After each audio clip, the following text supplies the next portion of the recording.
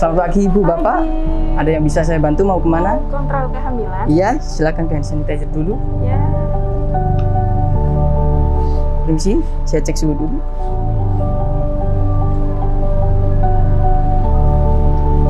Habis itu langsung ke informasi. Iya. Ya, silakan.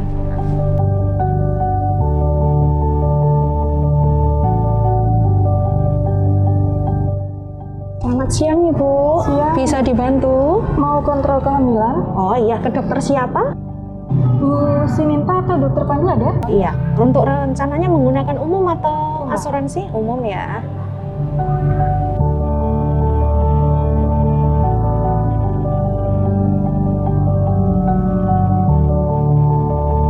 Ibu, ini kartunya. Iya. Untuk antriannya dapat nomor 6, yang masuk nomor 3. Nanti dipanggil sama susternya. Ditunggu ya Ibu ya. Terima kasih.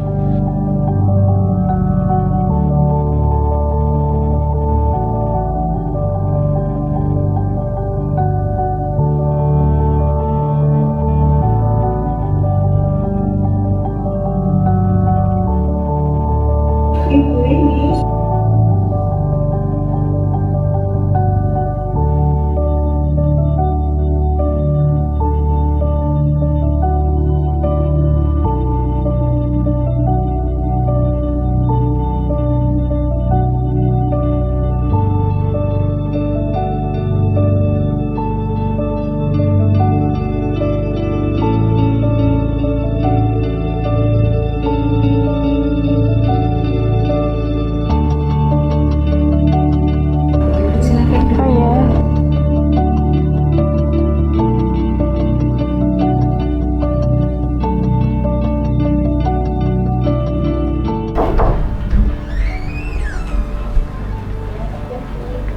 Silakan Ibu. Mari silakan duduk Bu. Selamat pagi Bu Rini, Bapak, dokter. silakan duduk. Ya, sih. Gimana kabarnya? Baik dokter. Baik ya, Waktunya kontrol sekarang. artinya kontrol ya. Bayinya geraknya aktif ya. Aktif? Ibunya ada keluhan Bu Rini? Nggak ada. Nggak ada keluhan ya, baik-baik saja ya. Kayaknya sudah deket ini Pak ya, taksirannya ya. Ya, berikutnya saya coba periksa dulu ya Bu ya, kalau memang nggak ada keluhan ya. Yuk kita ke ruang periksa.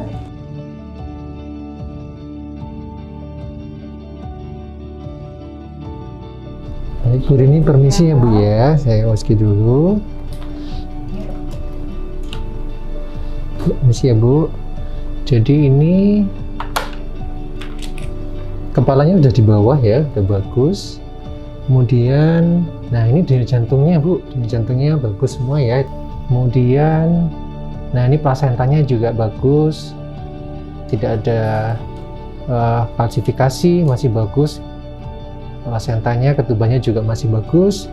Berat bayinya sesuai dengan usia kehamilan, sekitar 3 kilo. Oke Bu, sudah selesai semua pemeriksaannya. Silakan duduk kembali. Saya jelaskan hasil pemeriksaannya Ibu ya.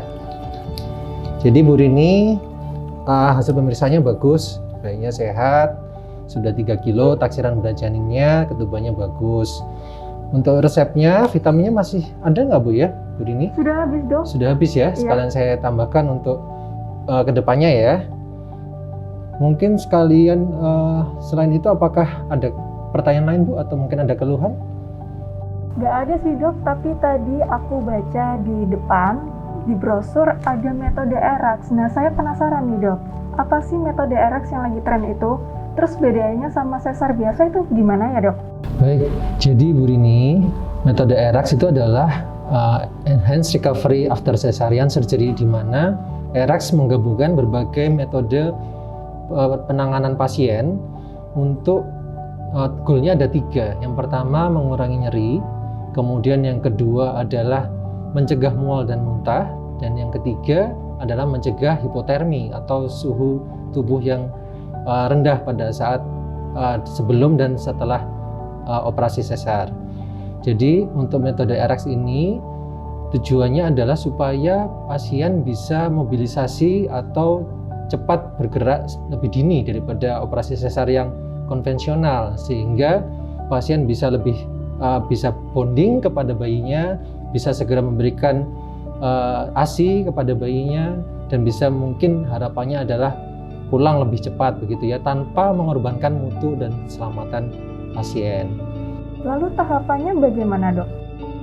Jadi untuk metode ORX ada beberapa hal Bu Rini yang harus kita persiapkan. Yang pertama adalah persiapan preadmisi. Jadi persiapan yang pertama adalah persiapan preadmisi.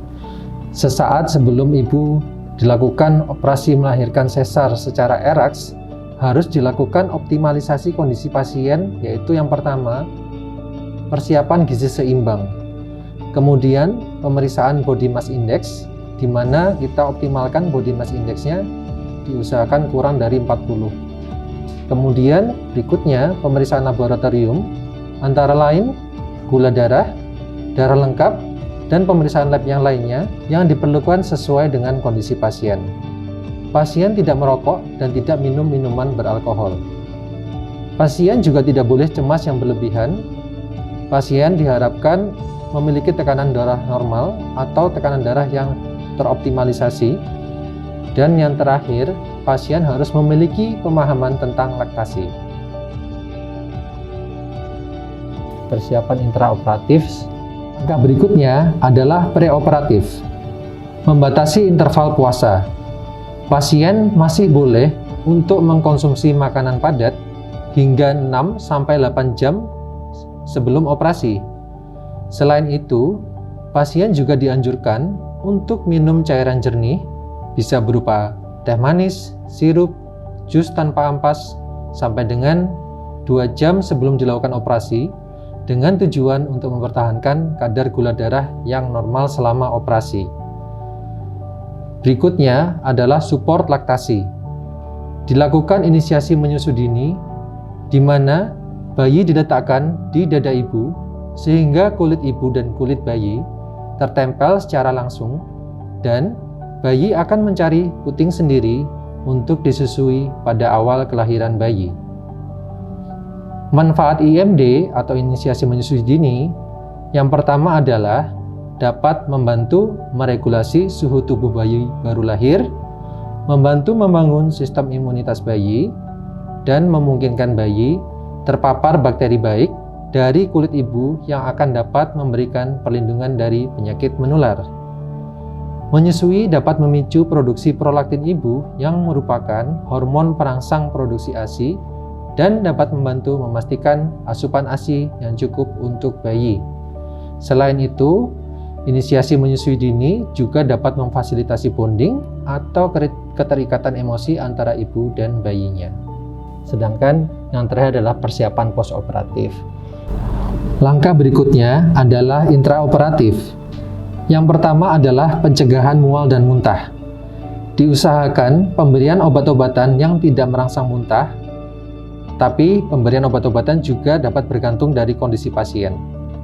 Berikutnya adalah teknik anestesi atau pembiusan dan teknik operatif. Dilakukan sesuai dengan metode ilmu kedokteran yang berbasis bukti atau evidence based, di mana pemberian pembiusan bisa dilakukan dengan multimodal. Setelah itu, mempertahankan normotermia. Diusahakan pasien tidak terlalu kedinginan. Kalau perlu, pakai selimut menutupi dada sampai dengan lengan. Inisiasi menyusui dini dilakukan dengan skin to skin contact antara ibu dan bayi. Hal ini sangat dianjurkan untuk mendukung inisiasi menyusui dini pada 1 jam setelah proses persalinan. Skin to skin contact yang dilakukan antara ibu dan bayinya dapat berfungsi untuk memfasilitasi bonding atau keterikatan emosi antara ibu dan bayi. Jadi bagaimana Bu Rini, Bapak sudah jelas ya tadi mengenai penjelasan mengenai metode ERAX ya. Oh iya, selain itu nanti kalau metode ERAX ini pasien akan dilatih secara mandiri sampai dengan bisa menyusui dengan baik dan benar, dan harapannya nanti bisa pulang lebih awal daripada metode yang konvensional. Oh, jadi gitu, Dok. Gimana, sayang? Boleh pakai metode tren sekarang? Oke. Lalu soal biaya, Dok? Jadi untuk biaya ERAX, terus terang saya kurang paham, nanti Bapak dan Bu Rini bisa mencari info lebih lanjut di bagian pendaftaran ya. Oke. Baik Bu Rini, saya akan memberikan pengantar lab untuk persiapan persalinan metode ERAX ya. Nurse, ini saya sudah buatkan pengantar lab untuk Bu Rini persiapan metode ERAX tolong diantarkan. Nanti Bu Rini bisa ngikuti Mbak Sinta sebelum ke lab, nanti di ruang edukasi terlebih dahulu ya supaya dapat penjelasan lebih lanjut. Silakan. Baik, Bapak Ibu silakan ikut saya. Terima kasih.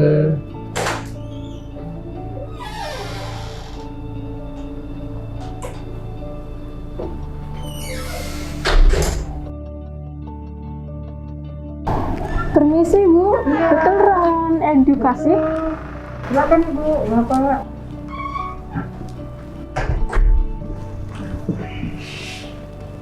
Baik Bapak Ibu, ada yang bisa kami bantu? Tadi saya dari ruangan Dokter Pandu diarahkan ke sini supaya mendapatkan informasi tentang metode ERAX. Baik Ibu, saya akan menjelaskan ulang. Iya Bu. Pertama saya akan menjelaskan ibu hamil yang mana aja yang bisa mengikuti sesar dengan metode ERAX. Tentunya nomor 1 gizi seimbang. Jadi makanan yang dimakan ibu seharusnya ada karbohidrat, protein, albumin dan sebagainya. BMI tentunya terkontrol, jadi ibu-ibu yang untuk obesitas itu tentunya tidak bisa menggunakan ERAX gitu ya. Gula darah pun harus terkontrol karena memang nanti 2 jam sebelum operasi kami memberikan minuman karbohidrat dengan toleransi gula yang tinggi. Kemudian hemoglobin juga harus dalam batas normal, minimal ibu-ibu hamil harus 11 gitu ya. Tidak merokok, tidak konsumsi makanan dan minuman yang beralkohol, tidak cemas berlebihan, tensinya ibu juga harus normal. Jadi ibu juga harus memahami pengetahuan terkait laktasi untuk menyusui. Jadi yang ibu lakukan setelah bayinya lahir, ibu juga akan tahu bayinya harus diapain. Gitu ya. Iya. Ya. Kalau sudah dipahami, kami akan memberikan informasi terkait laktasi. Informasinya seperti ini. Cara melakukan inisiasi menyusu dini. 1. Letakkan bayi di atas perut ibu. Setelah bayi lahir, segera letakkan bayi di atas perut ibu dan keringkan bayi mulai dari wajah, kepala, dan bagian tubuh lainnya kecuali kedua tangannya. Bau cairan amnion pada tangan bayi membantunya mencari puting ibu yang mempunyai bau yang sama.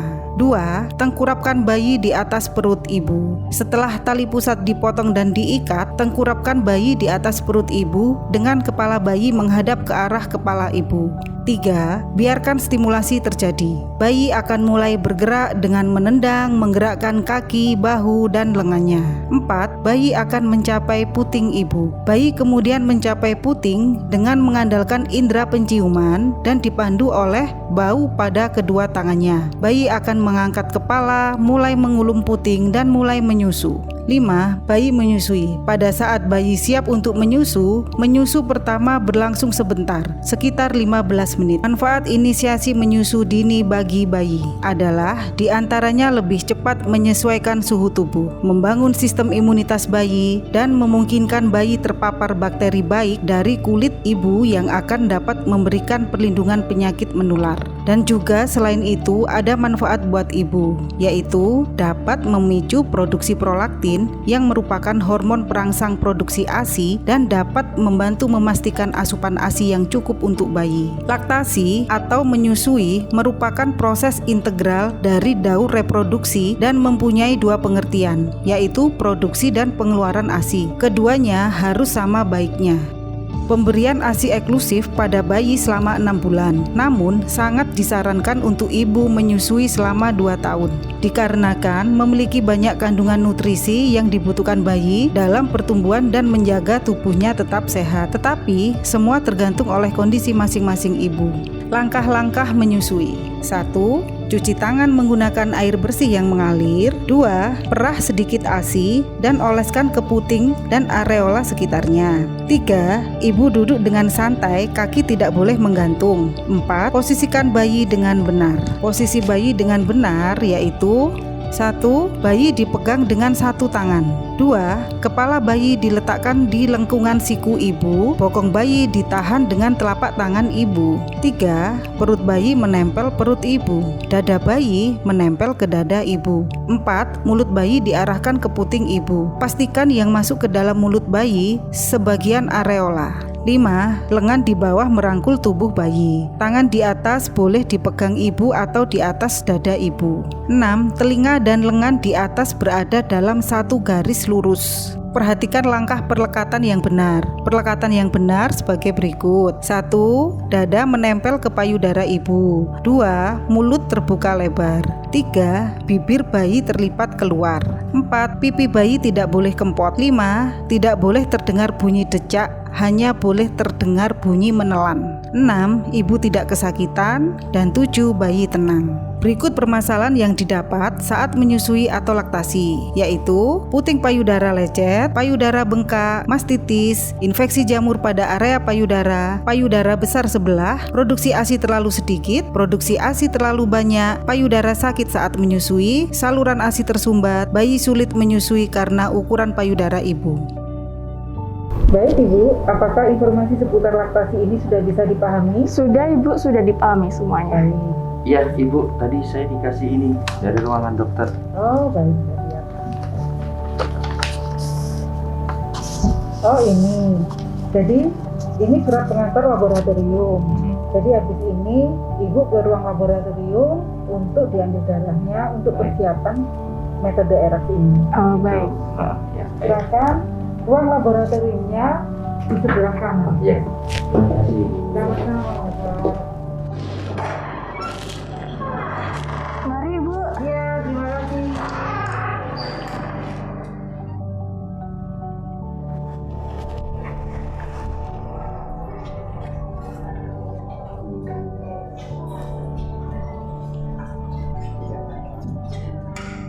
Permisi.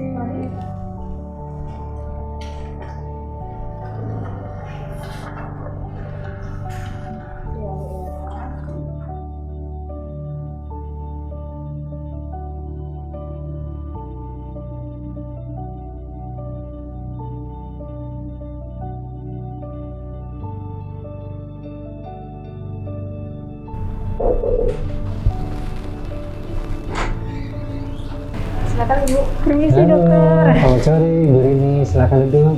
Tuh Bapak. Jadi gimana Bu Rini? Ada keluhan? Nggak ada Nggak ada dokter. ya, sehat semua ya. Bayinya juga gerakannya aktif ya. Aktif? Terakhir kemarin kalau nggak salah sudah saya kasih pemeriksaan lab. Ya. Mestinya sudah ada hasilnya. Coba saya cek ya. Nurse, mungkin bisa dikasih pemeriksaan lab kemarin hasilnya Bu Rini. Baik, coba saya lihat dulu ya Bu Rini ya. Ini pemeriksaan lab yang kemarin, hasil HB-nya bagus. Kemudian trombositnya juga bagus, lain-lain juga bagus semua dalam batas normal. Jadi ini Ibu persiapan ya untuk persalinan metode ERAS. Rencananya 3 hari lagi nanti ngamar, saya buatkan surat pengantar untuk opname ya Bu ya. Iya. Bapak, bentar ya, saya buatkan surat pengantarnya.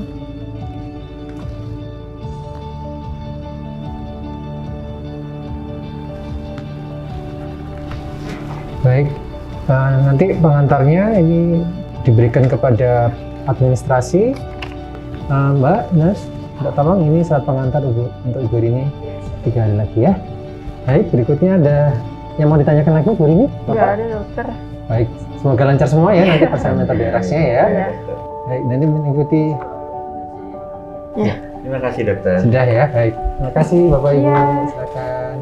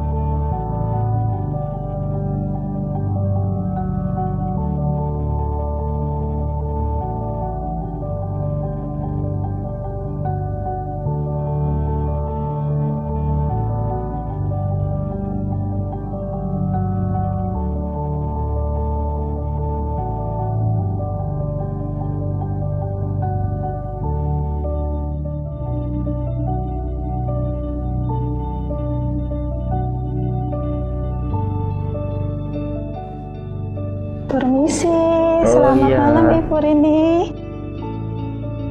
Ibu, di sini saya mau memberitahukan untuk persiapan operasi eratnya ya, terkait untuk puasanya.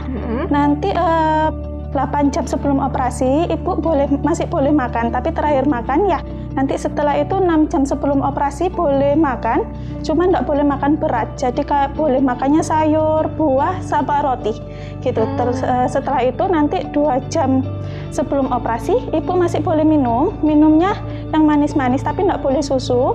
Bolehnya air sirup, air teh. Tapi kalau misalnya nggak mau repot bikin air sirup atau bikin air teh, bisa pakai teh kemasan, asal nggak bikin Ibu batuk ya gitu. Terus untuk setelah itu, setelah 2 jam sebelum operasi sudah nggak boleh makan minum. Terakhir cuma minum 2 jam sebelum operasi itu aja ya Ibu. Barangkali ada yang ditanyakan? Nggak ada nurse? Nggak ada ya. Oke. Sementara informasinya cukup sekian Bu. Nanti kalau misalnya ada yang perlu ditanyakan lagi atau Ibu perlu informasi yang lebih lanjut, nanti Ibu bisa tekan bel ya. Jadi biar susternya bisa ke sini. Oh iya ya.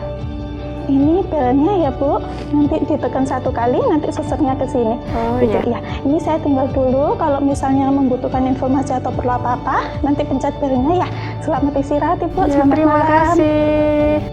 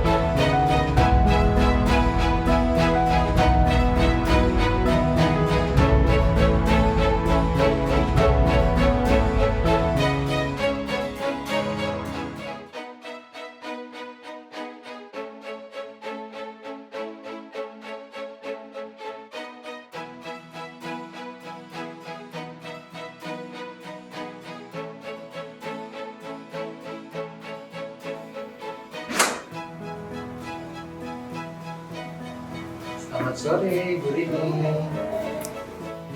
Bu Rini, gimana? Sudah nggak mual ya? Nggak mual, sudah bisa jalan-jalan. Ya. Terus darah nifasnya juga nggak banyak ya? Alhamdulillah, jadi hari ini Bu Rini bisa pulang. Bisa pulang, kemudian iya dong, kan enak. Jadi nanti Bu Rini di rumah bisa makan yang banyak ya, supaya penyembuhan lukanya bagus. Kemudian boleh makanan sebenarnya boleh dimakan semuanya kecuali misalnya Bu Rini ada alerginya. Dan diutamakan kalau bisa makan yang banyak mengandung protein, misal dari daging-dagingan, telur, susu, gitu ya Bu Rini ya. Kemudian di rumah jangan lupa untuk tetap mandinya 2 kali sehari, tapi tetap menjaga supaya luka harus selalu tetap kering dan bersih. Ya, kemudian kalau misalnya di rumah, Ibu Rini harus tahu kapan tanda-tanda bahaya. Misalnya nih kalau perdarahannya ini banyak, perdarahan nifasnya banyak, itu biasanya tidak seperti darah menstruasi. Jadi perdarahannya bisa lebih dari 4-5 balut, kemudian dia terus-terusan keluar seperti itu. Itu harus segera Ibu Rini ke rumah sakit. Kemudian yang kedua, misalnya Bu Rini demam. Di rumah ada termometer ya Bu Rini ya? Nah, nanti kalau demam, badannya terasa bergegas gitu, minyak, Ibu Rini coba ambil termometer, periksa kalau misalnya suhunya di atas 38, Bu Rini periksa di sini ya di rumah sakit. Kemudian kalau misalnya Bu Rini mengeluh nyeri perut yang hebat, itu juga segera ke rumah sakit. Jadi hari ini Bu Rini bisa pulang, bayinya juga sehat ya Bu Rini ya? Asinya sudah lancar semua? Nah, jadi bisa pulang nanti kontrol ke poli 1 minggu lagi. Itu ya Bu Rini ya, Bapak ya. Selamat ya Bapak Ibu bisa pulang ya hari ini ya. Baik, terima kasih.